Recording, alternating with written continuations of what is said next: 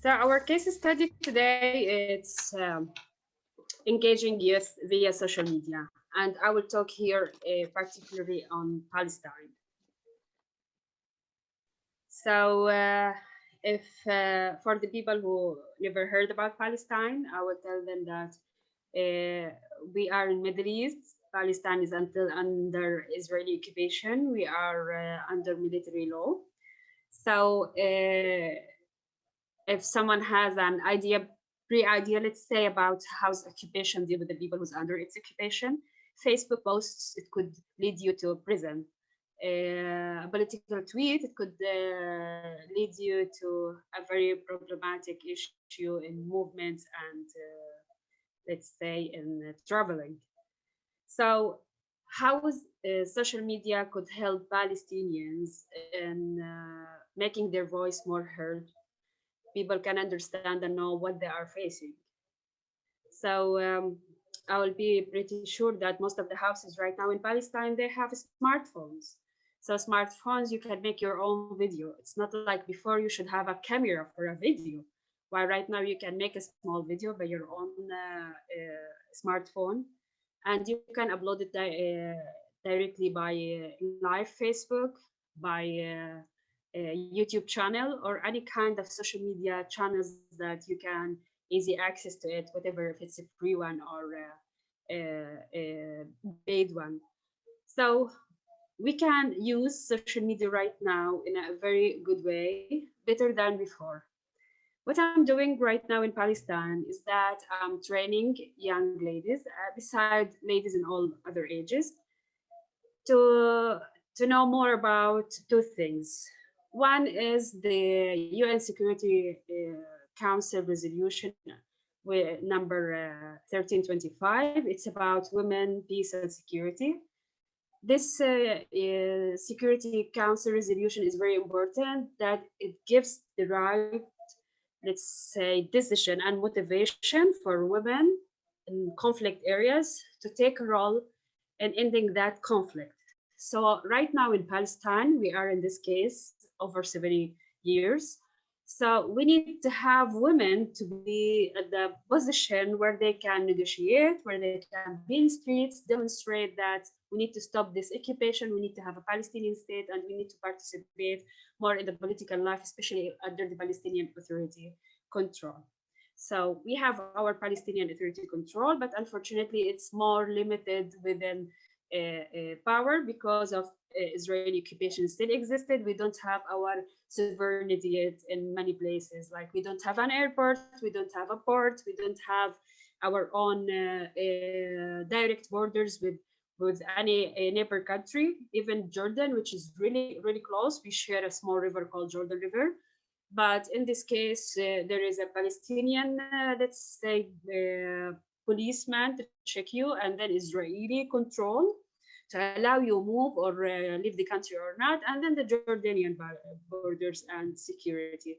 So in this case, as a Palestinian, you have a plenty of obstacles to move. You have a plenty of obstacles to be part of the political situation, political level, political making decision.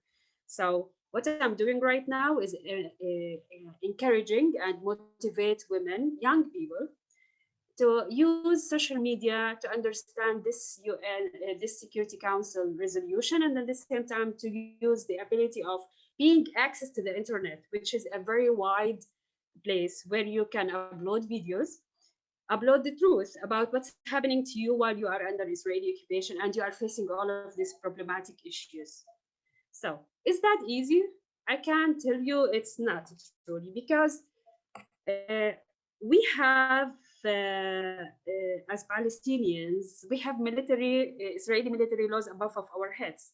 And above of that, there is a special unit, the Israeli army. They are monitoring and controlling and following each post you can do it.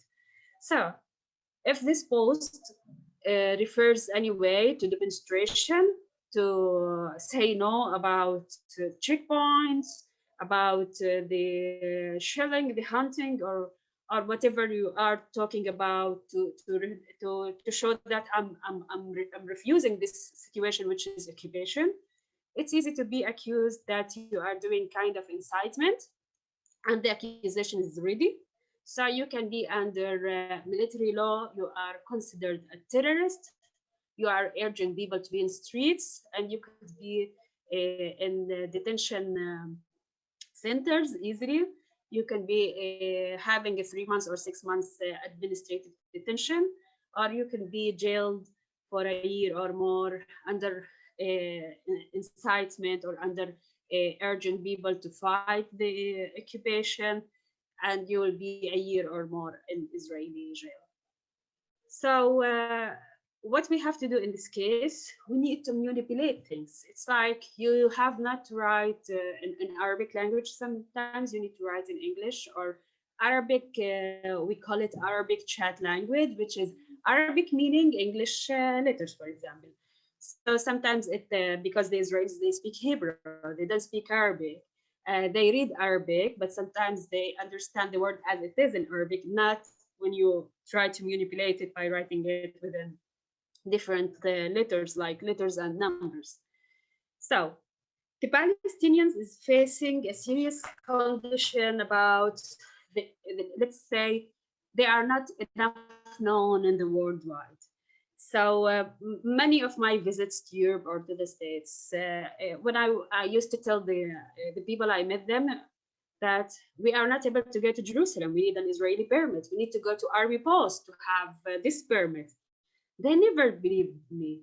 So I decided by these groups that you need to confirm each fact you are facing during your daily life under Israeli occupation. You need to document it in a like less than a minute video because you need it later on. So you can build your story with many locations, many facts, and upload it in one video within 3 or 4 minutes as maximum, which is too much sometimes. Or sometimes it's like one clip within 40 seconds, it could be enough to send your message. So what I'm saying here is social media, one of the best tools to gather people, to let people know about who you are. And it's one of the most important tools to do your storytelling.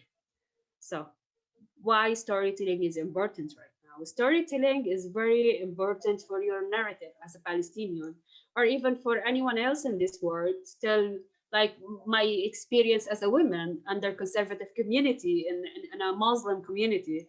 So I need my story to tell it for others. So storytelling is one of the best tools that we can use it in social media. So you can have audience of like tens of thousands. You can reach to millions. It's just you need to know how to take that steps. What's the strategy?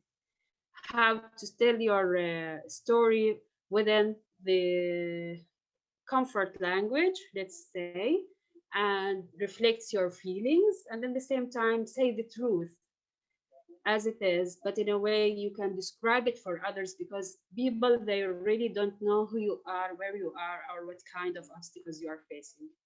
So social media for sure is the only tool right now I can confirm it will help Palestinian youth and Arab youth all over the Arab world, and even all youth and all over the world to reflect their questions, their dialogue, to reflect their experiences within very small things because it could be a very huge thing in the other part of the world. So what we need to do by social media is always to tell what you have in a very simple, nice, sometimes direct, sometimes you need to turn around the issue in order to do the awareness about the case. Social media in Palestine is very powerful, but sometimes it's facing two type of obstacles. The Israeli occupation, one of them. The second one is the Palestinian Authority itself. Sometimes they follow you or they like ask you to see one of the security forces because you were writing and criticizing some of the political situation.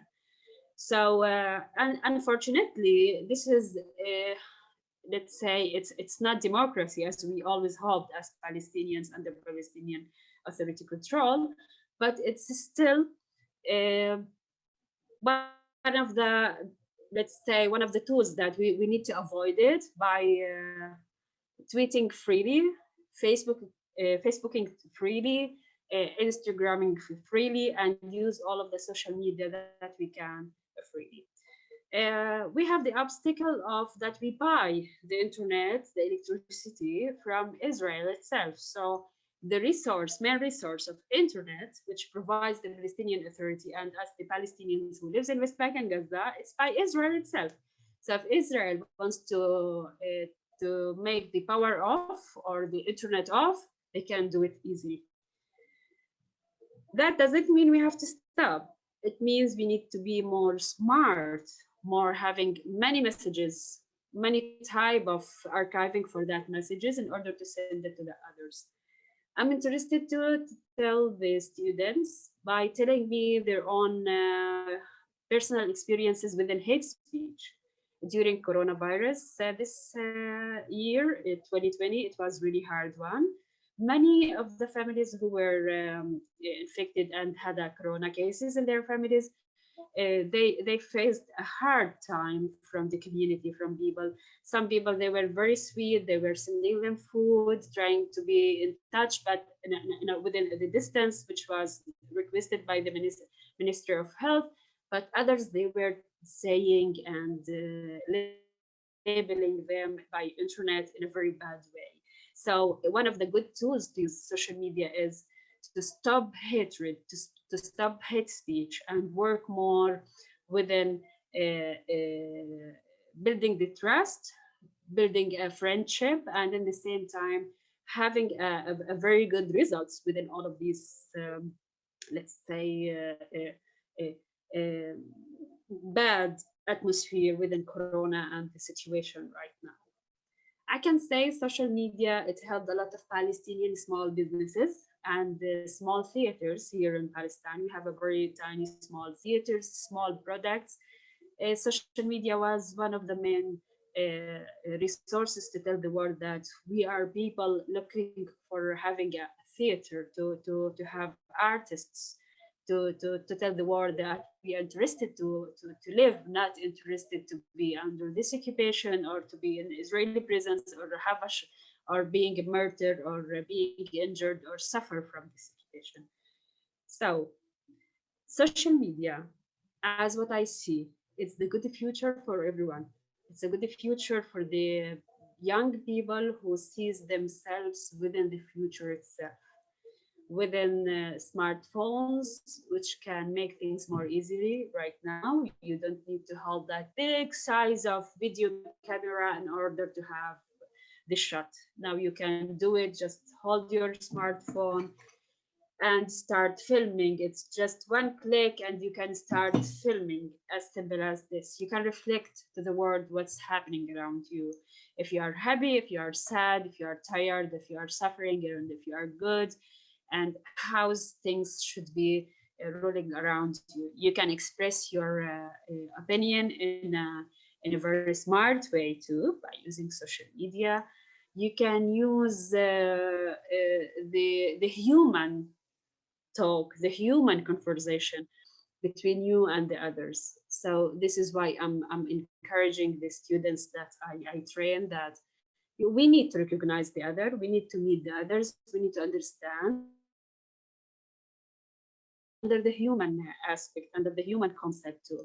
And this is why I'm supporting the programs, which is Palestinian Israeli programs, in order to meet the others and understand and try to reduce the gap between the two nations in order to have peace, a real peace this time. And in the same time, real peace comes by the women who understand the UN resolution 1325, and in the same time who understand how the social media is revealing everything. Before that, we were not reported at the news. Until now, we are not reported at any American channels, rarely to be mentioned as freedom fighters, for example. Most of the time, we are within the Israeli point of view.